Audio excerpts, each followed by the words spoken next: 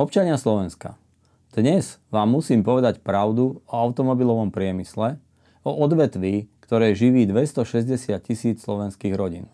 O tom, ako bruselská zelená politika ničí to, na čom stojí desatina nášho hospodárstva.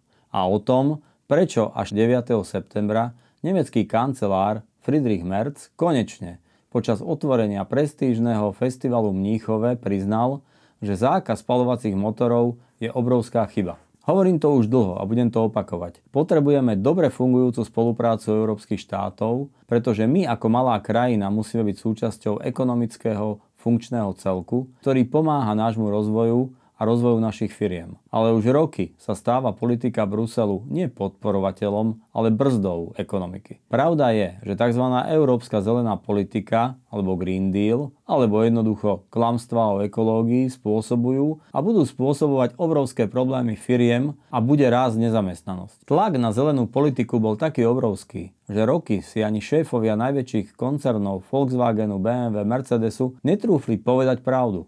Báli sa, mlčali. Kto by povedal niečo proti zákazu spaľovacích motorov, bol okamžite označený za nepriateľa planéty. Až v júli a auguste v roku 2025, keď už legislatíva ohrozovala samotnú existenciu ich firiem, konečne prehovorili. Šéf BMW Oliver Zipse povedal priamo: zákaz spaľovacích motorov je katastrofa, ktorá ničí priemysel a schopnosť investovať. Šéf Mercedesu Ola Källenius varoval: ak po roku 2035 nebudú povolené nové vozidlá so spaľovacími motormi, hrozí kolaps európskeho automobilového trhu. Dokonca aj šéf Volkswagenu Oliver Blume priznal: Európska únia by mala zvážiť kombináciu rôznych technológií, nie ideologicky jednosmernú cestu. Pokyn na nezmyselné alebo lepšie hlúpe zastavenie výroby spaľovacích motorov bol niečo ako pokyn vo filme Pelíšky.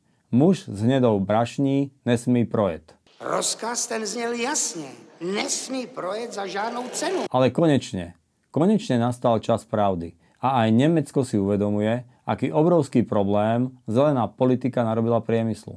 9. septembra to nemecký kancelár Friedrich Merz konečne povedal nahlas: zákaz spaľovacích motorov je chyba. Pravda je, že už je veľmi neskoro. Napraviť tieto škody bude stáť miliardy eur. Ale aspoň teraz už aj tí najzaslepenejší, dogmatickí a nevzdelaní politici v Európskej únii vidia, aká ekonomická katastrofa nám hrozí, ak budeme naďalej počúvať zelených ideológov namiesto zdravého rozumu. A my na Slovensku máme najviac čo stratiť. Automobilový priemysel tvorí viac ako 10% nášho HDP. 260 000 Slovákov, to je každý 10. pracujúci človek v tejto krajine, živí svoje rodiny vďaka automobilkám. 4 z 10 eur, ktoré Slovensko zarobí v zahraničí, pochádzajú z vývozu aut. A teraz mi povedzte, môžeme si dovoliť experimenty s našou ekonomickou chrbtovou kosťou? Môžeme riskovať pracovné miesta 250 000 ľudí kvôli bruselským zeleným výmyslom? Pozrite sa na tieto čísla. Európska environmentálna agentúra. To nie je žiadna konšpiračná stránka, to je oficiálna agentúra Európskej únie. Zistila, že plug-in hybridy vypúšťajú 5-krát viac emisí, ako sa oficiálne tvrdí. 139 gramov CO2 na kilometr v realite, ale papierovo len 28 gramov. To je podvod, nie zelená politika. A čo robí automobilové lobby v Bruseli? Píšu listy, aby sa táto pravda nezverejňovala, lebo by to vraj poškodilo európsky priemysel.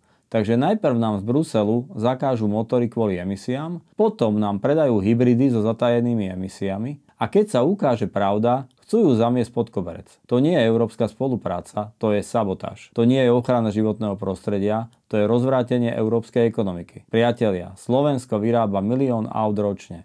Sme svetovým lídrom v počte vyrobených aut na jedného obyvateľa. Priemerná mzda v automobilke je 1589 eur, to je o stovky eur viac ako celoslovenský priemer. Toto všetko je teraz v ohrození kvôli zelenej politike, ktorá nefunguje. Ale my v hnutí Právo na pravdu máme jasno.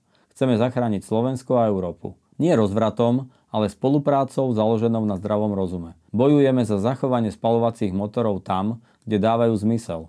Za ochranu 260 000 pracovných miest, nie za ideologické diktáty, keď nemecký kancelár priznáva, že zákaz spaľovacích motorov je chyba. Keď oficiálne dáta ukazujú, že hybridy sú podvod, keď pracovné miesta 250 000 Slovákov sú ohrozené, Keď konečne aj predstavenstvá firiem našli odvahu povedať pravdu po rokoch strachu z bruselského diktátu. Je najvyšší čas povedať zeleným fantáziám jasné nie a áno dobre fungujúcej ekonomickej spolupráci európskych krajín.